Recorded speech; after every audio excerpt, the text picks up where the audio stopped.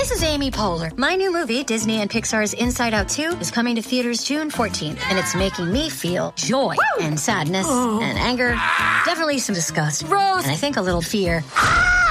But I'm also feeling these new emotions like anxiety, embarrassment, envy, and ennui. It's what you call the boredom. Okay, that one was weird. It's going to be the feel everything movie of the summer. Disney and Pixar's Inside Out 2. Rated PG. Parental guidance suggested. Only in theaters June 14th. Get tickets now. And that's when he fisted me. Doesn't matter. It's still there. I'm gonna keep it in. Welcome to the RuPaul's Drag Race Recap Show for Season 4, Episode 14, titled Reunion. My name's Joe Betance, and I am joined, as always, by one congenial co-host, as evidenced by how you just behave right now. From the podcast, Pod is my keeping. Pod is my co-pilot. Please apologize to me, Taylor, the Latte boy. Hello. Does that mean I'm the Latrice Royale of this season? You know, I think what you've convinced me of is we need to have Taffy watch every episode, because that's when you come to life. Because before, it's like, I'm sad. I'm sad. Womp, womp, womp. I don't want to How be many here. more episodes is this season? I know, it's like an indentured servant, and then Taffy's here, and all of a sudden, you're back to life. No, You'll be swell. You'll be great. Yeah, I'm like, who's this person? I think you're excited for your cruise. I am. I leave for a cruise this time next week. I will be in the Caribbean. Oh, really? And I will be, at the very least, I'll be in the Jetstream, the international Jetstream. Is that what it's called? I don't know what you're talking about, but it's you and all your co-hosts, right? It's yes. Rodan, it's Taffy, they're partners. It's gonna be a big ball of fun, right? We are going on the Disney Wish, which is the new ship. Last week they announced another new ship, but that's not going to be until 2024. But all of us were all a pitter-patter, if it was about the new ship. Yeah. Now I know that there are because the Wish launched like June, July, somewhere around there, right? July. It was supposed to launch in March, and then COVID, so they pushed it back to July. So there are a bunch of YouTube videos about people who've been on there. Now, I know, like, for instance, you don't want to know anything about Disneyland. Is it the same thing with the Wish? Have you been avoiding? Oh, so you know nothing. Which is very hard to do with one TC Huffington, my co-host, because she wants to talk about it every possible second. She knows everything that's going on. Oh, she is part of the Facebook groups. She is part of if she was on Reddit, she would be in the Reddit groups, the subreddits. She is very much of where she knows every inch of the ship before having ever been on it. But you don't. You want to be surprised. I want to go. I mean, I know the general themes of the restaurants, and I know that there is a Star Wars bar. But as far as the layout is completely different from the other 4 ships that we've been on, and there's a lot of things that are very different about it.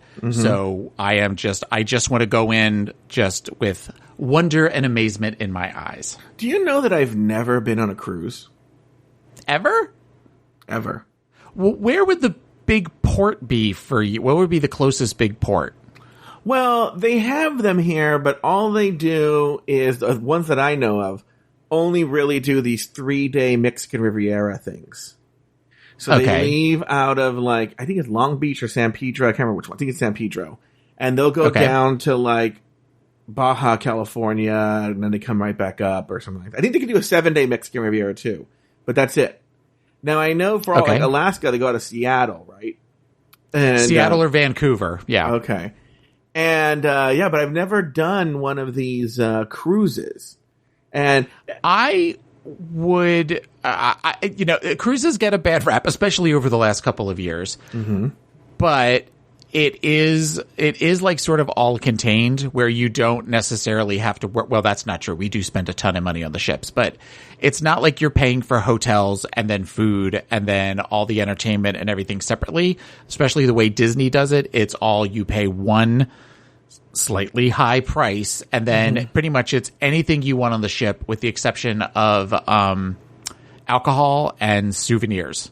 But I don't really drink, so for you it's kind of cheap, right? Because you're not a big drinker. Actually, Is Babalu much of a drinker? No. So, he will get maybe 1 or 2 drinks. He's a big coffee guy, though. Oh, they charge you for the coffee drinks. Well, okay, if you just get just a cup of coffee, they don't charge anything. That's just kind of part of everything. However, if you want the mocha fudge cocoa tutti frutti, espresso teeny or whatever, they're definitely going to charge you for that. What about like a Coke Zero? No, free. Free. They have fountain drinks that they have things up on the top level where all of where you can go and get pizza or burgers, stuff like that are just fountain drinks, and you go and you get a cup as much as you want, which apparently is very different than on like Carnival and other cruises where they charge for that. Oh, really? But this is part of everything that is included in a Disney cruise. I was actually at Disneyland this past weekend for Gay Days, which actually I was really mad at the faggots, and I'll tell you why. They have these amazing special, seasonal specials right now for the food. And there was this one place that's serving this pumpkin spice funnel cake that I've had and is chef's kiss, right? Yeah.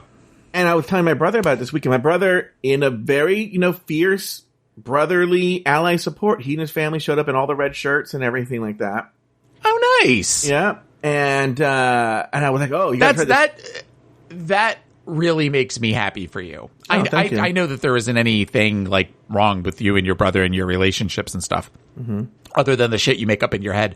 But the fact that he and his family all came out, and it's like the stuff that you talk about is my brother's Tony Soprano. He's just like Tony Soprano. Yeah, and my brother is Tony Soprano. Yeah, that's still not a lot. Tony Soprano would do this if, the Maltesanto kid was a faggot, then he would be showing up in the red shirt, But anyway, Christopher.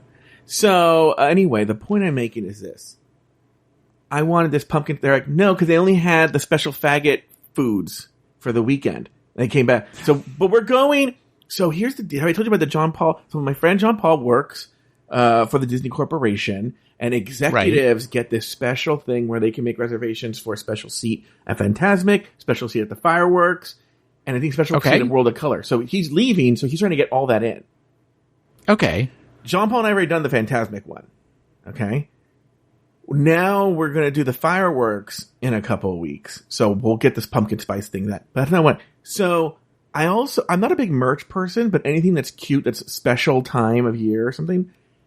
The only Halloween merch I wanted this year, I got it. And they had, where is it? Oh, it's right here.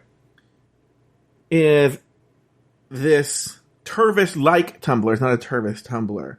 But it's the skeletons. Oh, cute.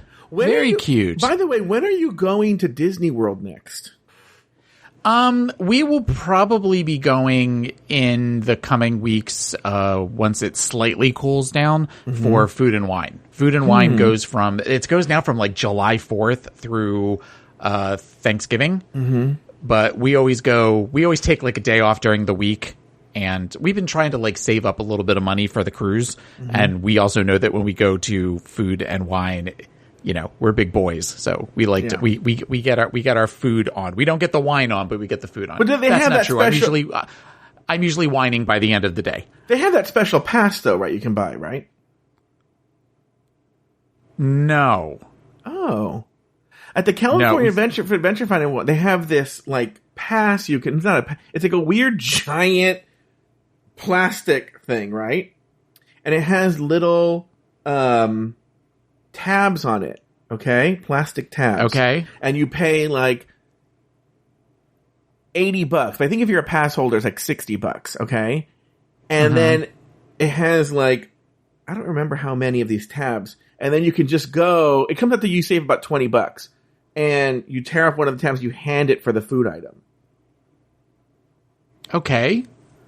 So it's almost like a prepay thing. It's like a prepay thing, but you end up saving some money.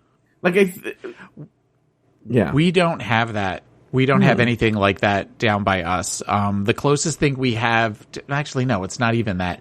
They sell the little plates, like the little plastic clear plates that has a thing where you can sit your plastic wine glass, like where you can like kind of dangle it. What is that? Yeah. That's that. But We've bought those in the past and then never used them. I am sure they are in a drawer someplace in this house. Did you see that TikTok I sent you about the person who's from Disney World who goes to Disneyland?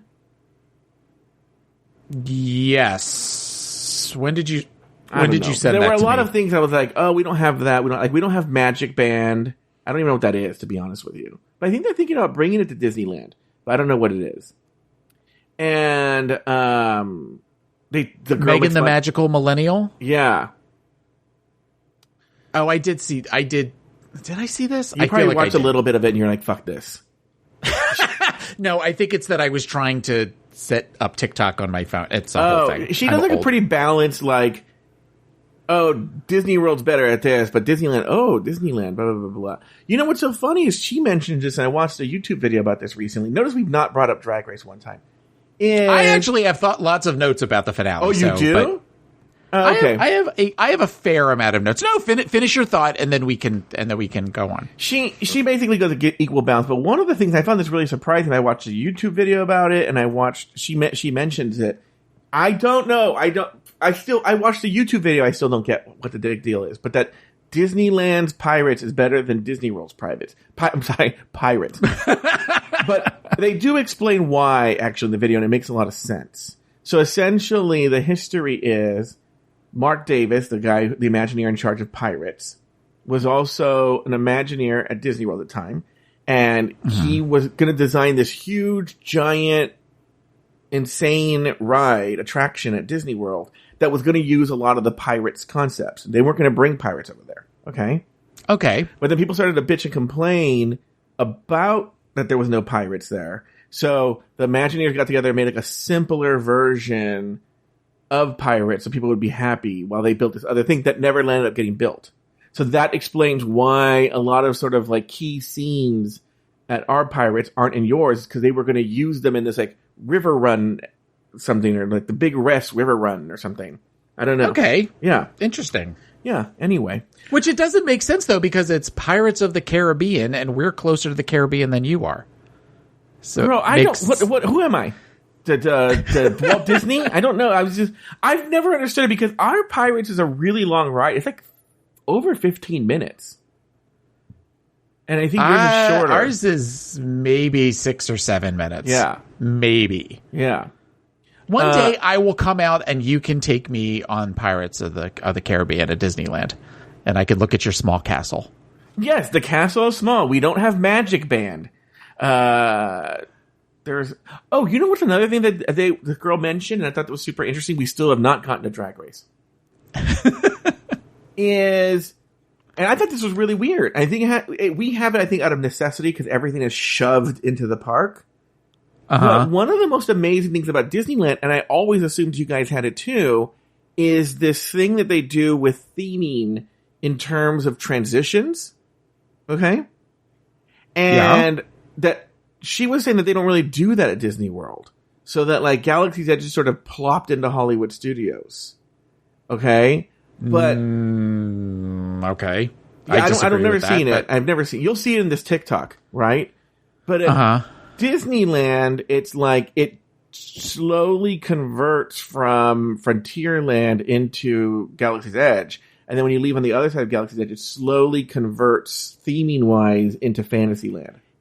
It's slightly more abrupt than, like, say, at Disney World. The thing that I got Babalu a book years ago about the history of Disney World and behind the scenes stuff. And the thing that I always remember is that the street lights from Main Street slowly change. They modify just a little bit as you go closer to the castle. So they become more of that like fairy tale type thing. And as they go out, but they modify them just enough that you don't even realize it. Then you look up and suddenly it's you're looking at completely different, you're in a different world. I guess you'll be able to tell us when you're there.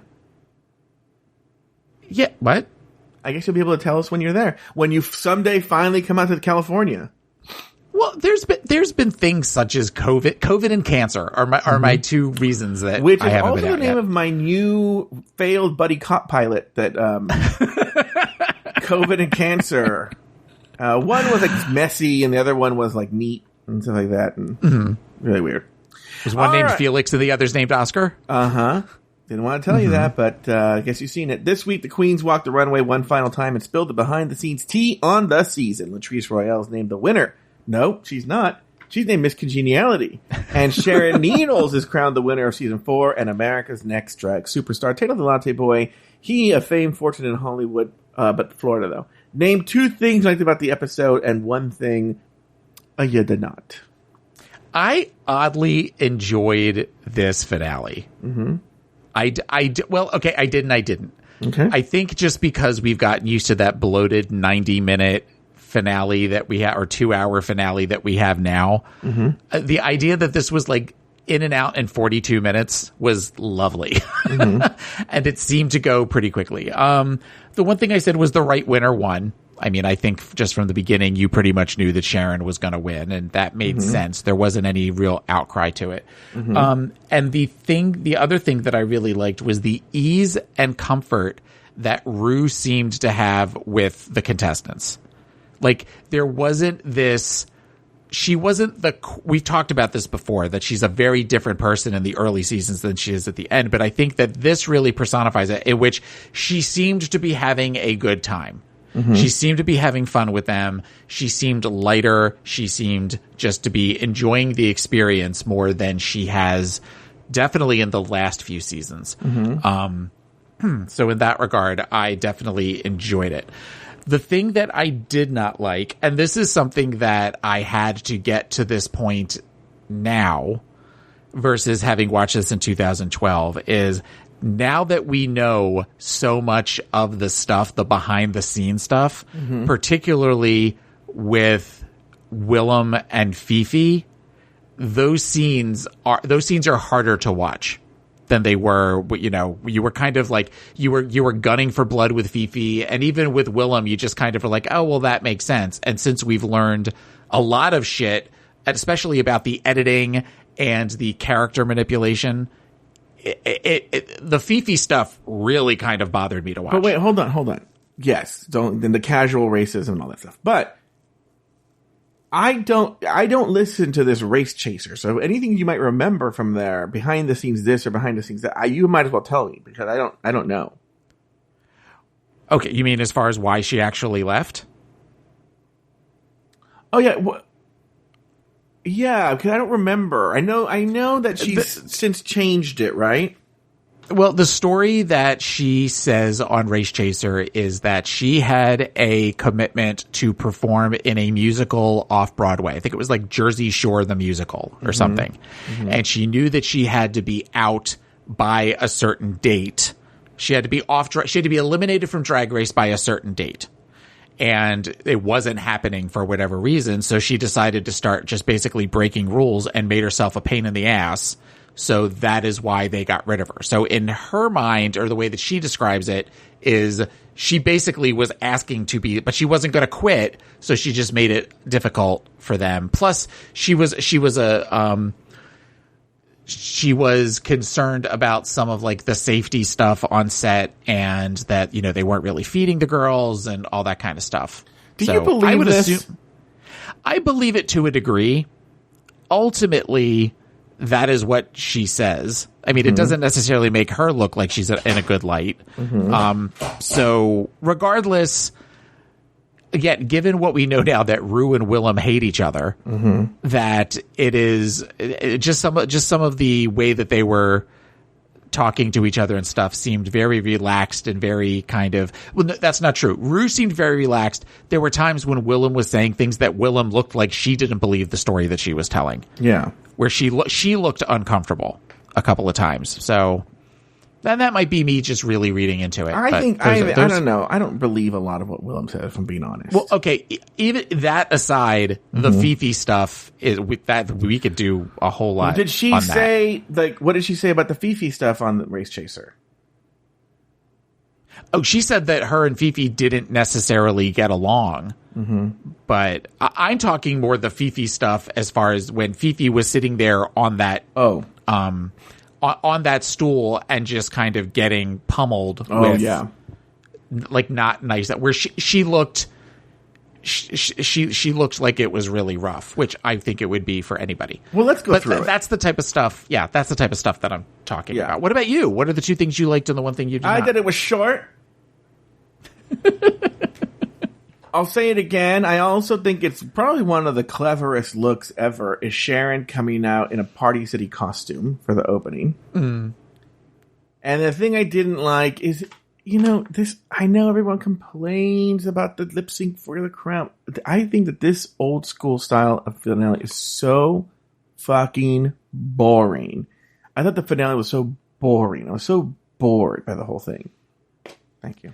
What was the first year? Was that season 6? Was the first one you went to? My first one, yeah. Okay.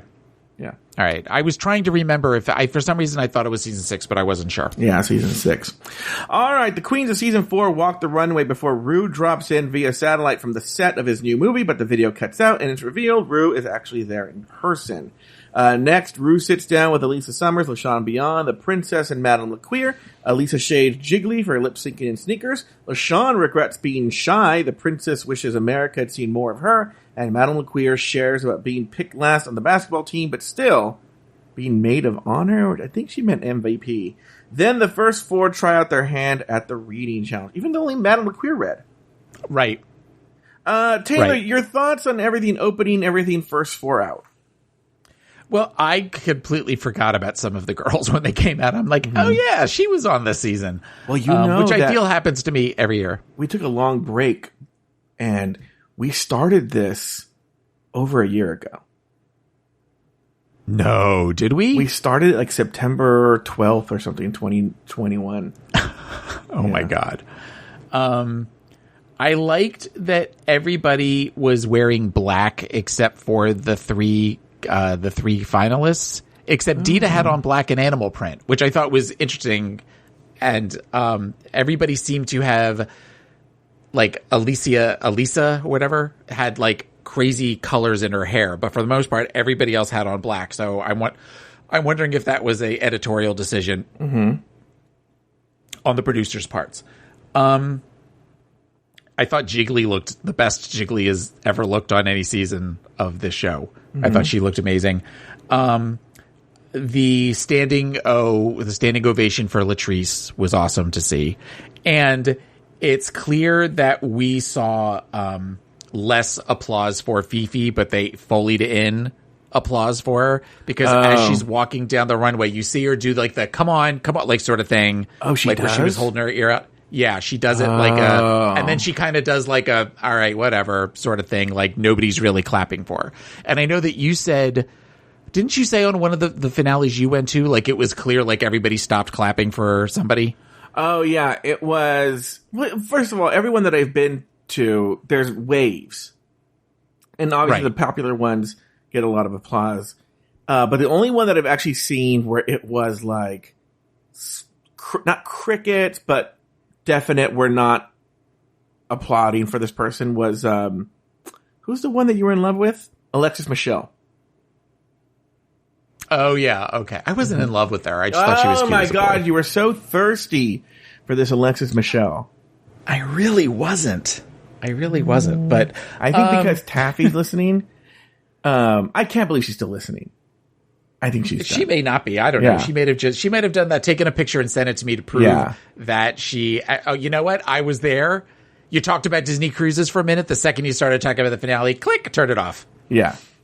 But if she is still here, I will get a text message momentarily saying I'm still. I think listening. There's a delay. Yeah, I think there's a delay. But anyway, you just don't want her to. Now that you know she's not listening, go ahead and say your real opinion with Alexis Michelle.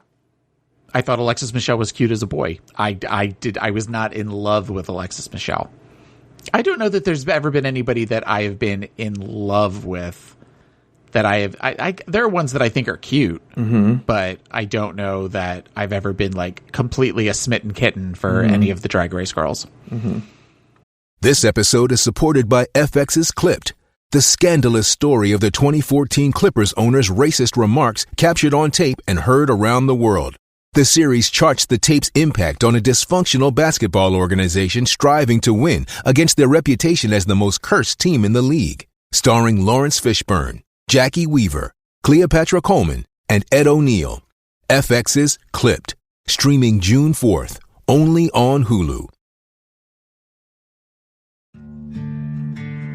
Dear Colgate, I love that you love that I love being at home. You even let me whiten my teeth from home. Because you know how I feel about getting up from my cloud couch. The Colgate Optic White LED Kit gives professional-level results in just 10 minutes a day for 10 days when used as directed. And that's why, Colgate, I want you to meet my parents. Because ever since meeting you, I've been living life to the brightest. Colgate Optic White. Find it at all major retailers.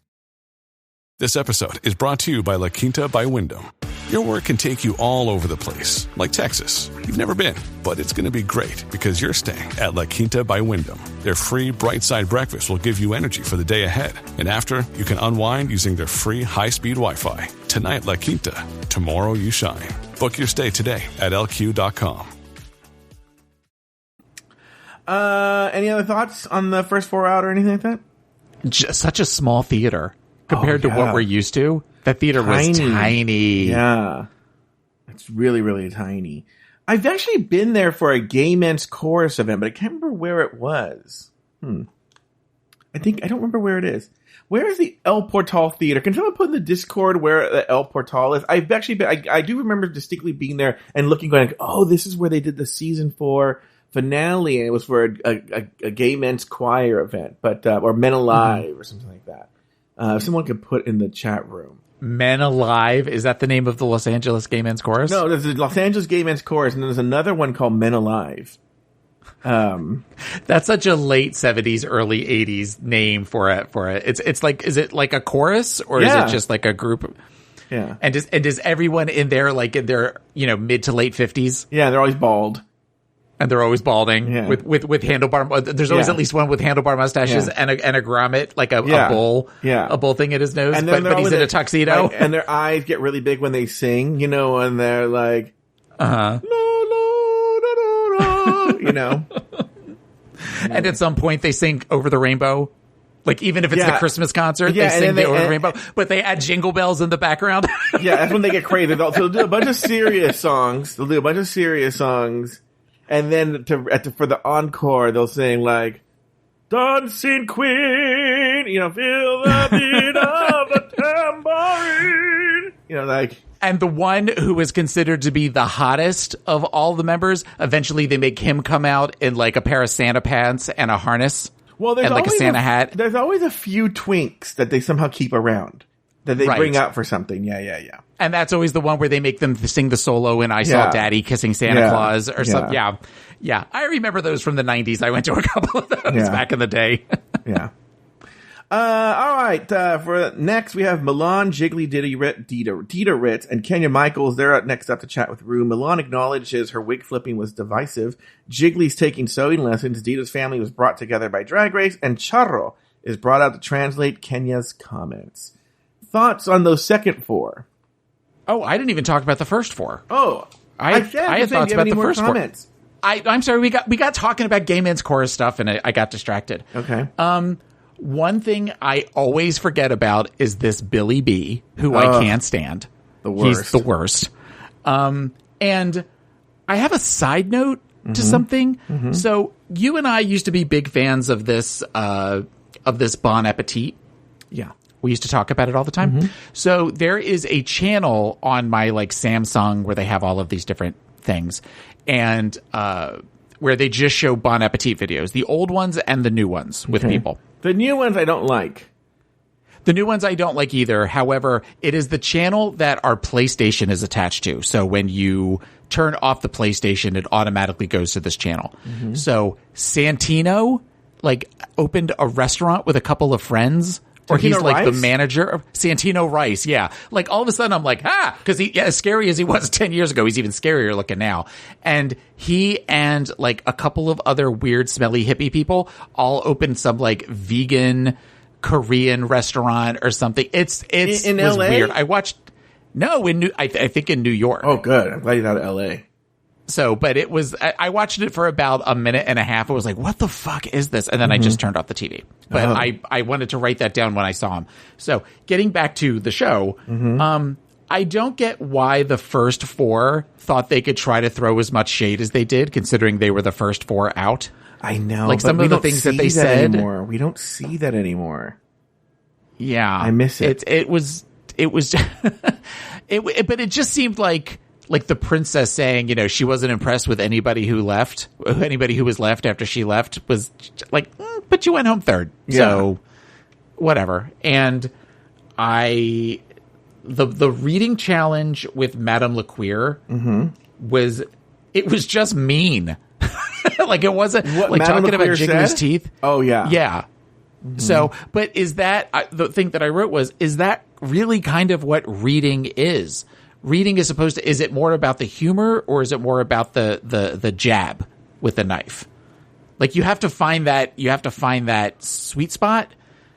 Well, I think if it's funny, then it's not, I think it's only mean if it's not funny. So if it's funny, then you kind of forgive how mean it is. And so if it wasn't funny, then you're going to be, oh, that's really mean. That makes any sense. And what I wrote was it was mean and not funny. Mm-hmm. But I also, like, she was the only one who got to do a reading thing. So if that was the best one of the 4, can you imagine what the other 3 said? I was just talking about this the other day. Did you hear that? Did you see that this Heidi in Closet said that they actually did film a reading challenge for season 12? I'm like, God, the ones that they show aren't good. So imagine how bad the ones that didn't make it. But I also said that they did, when they did that thing of where they had to promote the Birchbox or whatever it is, that kind of to me was the reading challenge for that season. It was something slightly different and that was funnier in that they were doing those like underhanded insults to each other, those like, you know, backhanded compliments that I thought was funnier than if they tried to do the whole Jackie Cox, you know, sort of thing, or Heidi in Closet, Widow Von Du. Those are the only 3 that I remember for that season. Didn't you feel? I believe it was this first 4 that there was. Yeah, it was during the Milan conversation. Was Milan's first 4, or was she the next 4? No, Milan was the second 4. Never mind. I'll come back to it when we talk to that. Did you get all your first 4 comments out? Yes. Okay, I did. So going to the next 4. I feel what they were saying about Milan and then like, oh, she's giving boy. She's doing, I'm like, oh, you could never say that shit now. I mean, it was really messy what Milan was doing. That's not, I mean, you see it again, you're like, oh, forgot. She's always taking her fucking wig and clothes off. But, but the way they were like sort of reading it, like, it's weird. It's only been 10 years. I mean, 10 years is a long time, but how much we've changed in 10 years in terms of language and what's appropriate is so bizarre. Well, but think about it. In the next season is the children's show challenge where they read Alaska for filth for doing what they called boy drag. Yeah. You know, this is another example of that in which they weren't moving as quickly as the trends were in drag and you know, it's very apparent in that particular section. The only thing that I have about that next segment was the Charo thing. Okay, let's talk about it. I just wrote, is this racist? The racism was very casual, especially when it came to Kenya Michaels, how she couldn't talk and she making fun of her for the language and whatnot. It was, it's very, very strange. They would not do that now, couldn't get away with it now. It was very, very strange. What are your thoughts on this Charo? You know, I was talking to somebody about it. They didn't know why Charo was famous. I actually never got around to telling them why. But did you know that she's like a world-class Spanish guitar player? Yes. Yeah, I think a lot of people don't know that. So for the children listening, if you even know who Charo is, you just see her as this wacky, crazy Spanish lady who shows up on game shows and jiggles her titties and shakes her ass. But it's weird because I think she's sort of done it and screams and says coochie coochie. But she sort of has done a disservice to herself because people don't realize that the reason she initially became famous and what she's actually a very, very respected professional musician. Yeah. Thank you. What are your thoughts on Charo? I think she's awesome. I think there's something about her that is, I mean, she definitely takes you back to a time where she was always on Love Boat. Mm-hmm. Like that was at least once a season they brought her on to do like the coochie coochie dance and all that kind of stuff. Or she was always on a variety, like you said, of game shows and variety shows in the 70s and early 80s. And but she looks great, and she can still kick it and coochie. And I did know that she was a very famous guitarist, like you said, a critically respected and beloved Spanish guitarist. And I'm glad that she's still with us, because she was on a couple of seasons later where she did the where they did like the American Idol thing, and she was one of the judges. Let's see how old she is. She's got to be in her 70s. Oh, she's younger than I thought. I would have told you like 85. No, she's not that old. Let me guess. Is she like 73? She's 71. 6 years ago. You think there's a little bit? Yeah, because she's only I think a year they older. Occasionally shave a little off. Yeah, I think you're right, because that means she's only a year older than my dad. Well, I don't know. That was 10 years ago, and she looked 71. I would say like look on Spotify and play a little Charo song, but being as we're on YouTube tonight, I don't know that you could get away with that. Well, no, with this new Riverside setup, that's why you were hearing an echo earlier. I can't run I have to figure a new system out. That's why I was telling you for this Riverside thing. Everybody that has Spotify or Apple Music, go and listen to a Charo song. Mm-hmm. All right, have you said everything you want to say about the next top four? Yes. Okay, now we have Willem and Latrice. After not walking the runway in the beginning of the hour, Willem is dragged on stage by the pit crew. It's finally revealed that Willem was eliminated for hosting his husband in his hotel room while filming the show. Latrice joins and tells Ru she's so thankful for the fan support she's received. She hopes people learn it's okay to make mistakes, get back up before sharing a letter from a fan. All right, your thoughts on everything from Willem and Latrice. Well, the Willem thing I already really kind of talked about. That there were times that it felt sort of uncomfortable. Mm-hmm. It kind of felt like they were both sort of wrestling with the narrative to me. Mm-hmm. Like where Willem, it felt scripted to me in a way that I don't know that she would have normally said it that way. Like when she's talked about it on the show, it seems much more off the cuff on Race Chaser. Mm-hmm. But and in that regards, like where she almost says it and then like pauses waiting for the response. Like it almost, I can't imagine it was rehearsed, because I can't imagine Ru rehearsing anything like that. But it could have been rehearsed with a producer. It does feel like it was prepared. Like you were going to say this, and then she's going to say that, and you're going to say this, and she's going to say that. Right.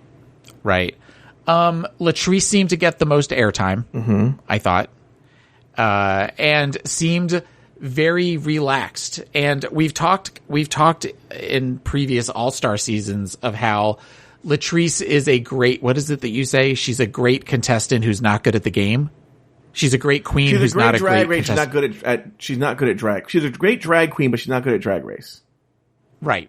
And I think that she definitely was, beloved this season, and you saw that with the roaring applause and everything that she got. But I wonder if that, she almost should have finished when she was ahead, kind of thing, just because we've seen like she's not as beloved, having been on All Stars 1 and All Stars 5. I feel she even still got a pass with All Stars 1 because people blamed who was she with? Manila. Yeah, but All Stars, whatever All Stars she was on, I think it was 3 or 4 maybe 4 or 5. Yeah, 8. Anyway, she lost. I think that like people are like, oh wait, she's just not good. We love her, but she's not really good at this. Yeah. But she's great in these kind of situations. So I think she did well in the finale, and she carried the goodwill forward and whatnot. All right. Yes. Ru sits down for a final chat with the top 3. Sharon, Fifi, and Chad discuss their ongoing tension before Jiggly and Willem confront Fifi for being fake. Ru takes a quick break from the top 3 to crown Latrice Royale Miss Congeniality. Taylor the Latte Boy, any thoughts there? I felt like this was one of the things that I didn't like, was this is really the first time that it felt like, again, knowing what we know now about the show, that there was no way that they weren't going to continue this villain character arc for Fifi through this like the editing and stuff was just such to where she looked trapped sitting on that stool. And the fact that basically she had where, you know, all the girls like, do you all have anything you want to say to her kind of thing? And just ambushed. She was ambushed. Yes. It felt very, very ambushed. And to sit there with like, at one point, like thinking like, you know, her mom is sitting in the audience and what is that like knowing that your mom is sitting there and like Ru wasn't doing anything to, she kind of made a comment at the end, that was talking about like, you know, fighting for what you want and everything, but it just felt very dismissive. And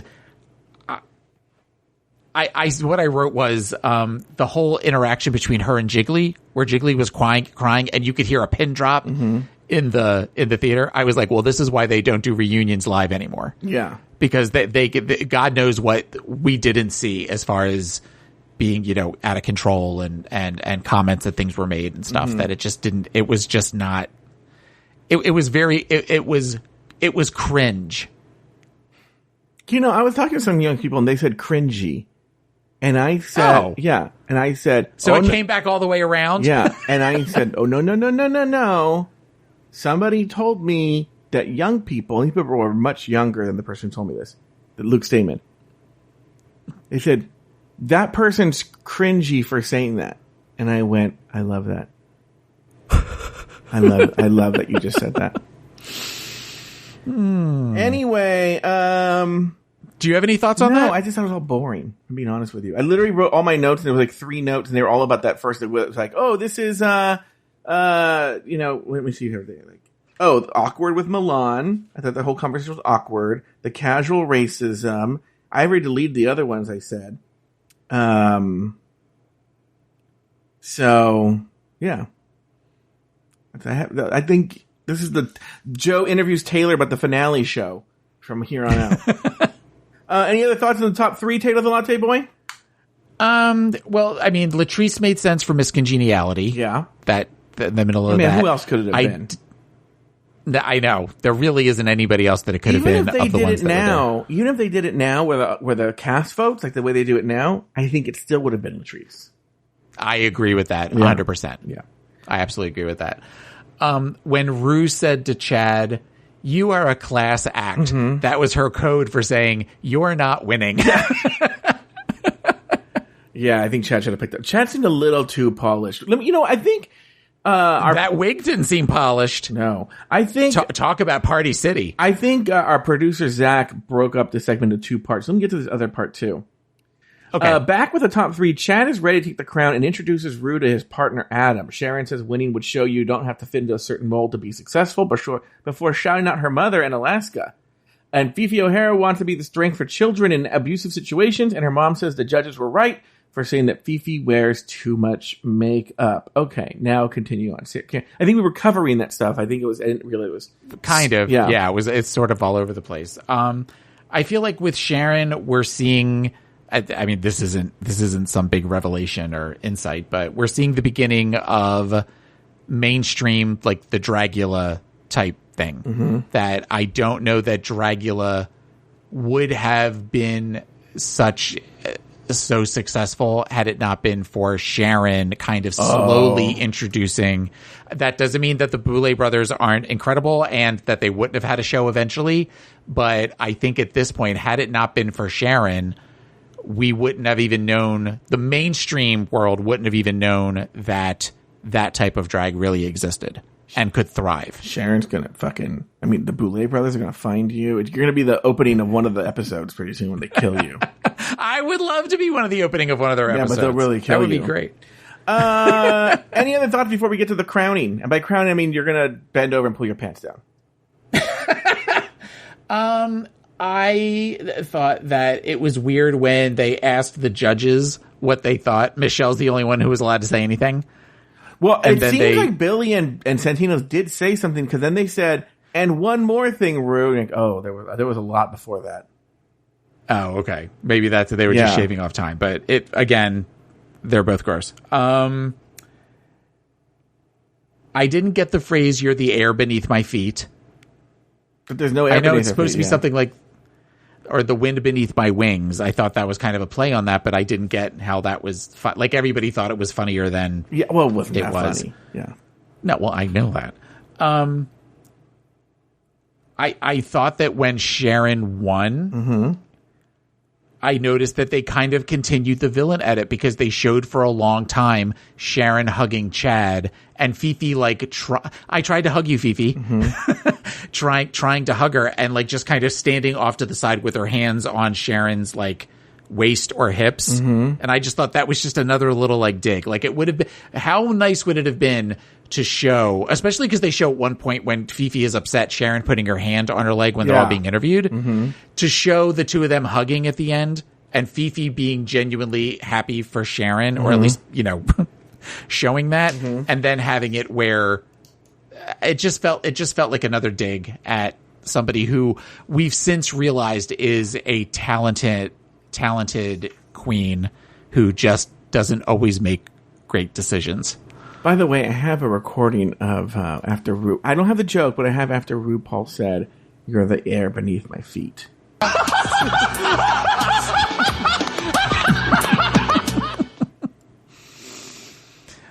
People didn't. That's because we were saying it wasn't that funny, but Detox happened to be in the audience, and she was really which is weird. Well, she was on the next season.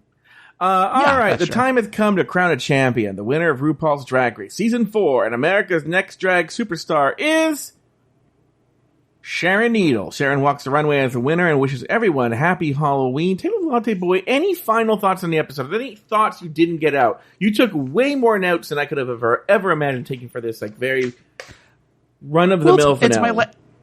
It's my last time doing it for a while, so I wanted to go out with a bang. Yeah. Oh, that's nice. Oh, that's right. You know what, to be honest with you, this is my last time doing it for a while, too. This is officially my last Drag Race. I know people are going to be hearing this in all sorts of ways. We're recording this in like mid-September 2022. This is my last one, I think, for the rest of 2022. I didn't realize. No shit, really? Yeah, I mean, I have Dragula, but yeah, because I'm not doing UK. Oh, well, then I'm honored that I get to be. We started the year together, and now we're finishing the year together.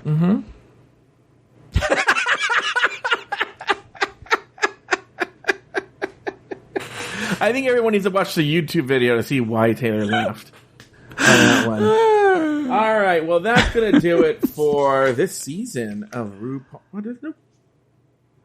Oh, yeah. That's going to do it for this season of RuPaul's Drag Race Recap. Be sure to join us for other seasons as we continue to discuss and dissect whatever it is, each brand new episode of RuPaul's Drag Race. But for season 4, and Taylor the Latte Boy, and myself, sashay away until next week.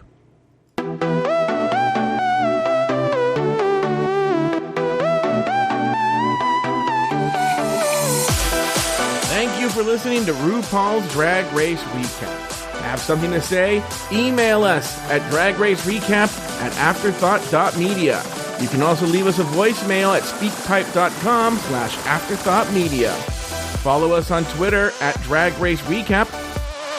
For more access to LGBTQ content, support us over at Patreon at patreon.com/afterthoughtmedia. You can follow Taylor the Latte Boy on Twitter and Instagram at PIMCTaylor.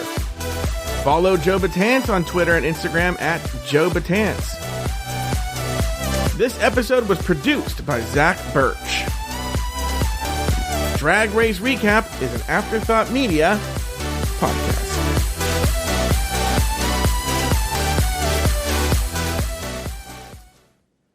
Say goodbye to your credit card rewards. Greedy corporate mega stores, led by Walmart and Target, are pushing for a law in Congress to take away your hard-earned cash back and travel points to line their pockets. The Durbin-Marshall credit card bill would enact harmful credit card routing mandates that would end credit card rewards as we know it. If you love your credit card rewards, tell your lawmakers, hands off my rewards. Tell them to oppose the Durbin-Marshall credit card bill.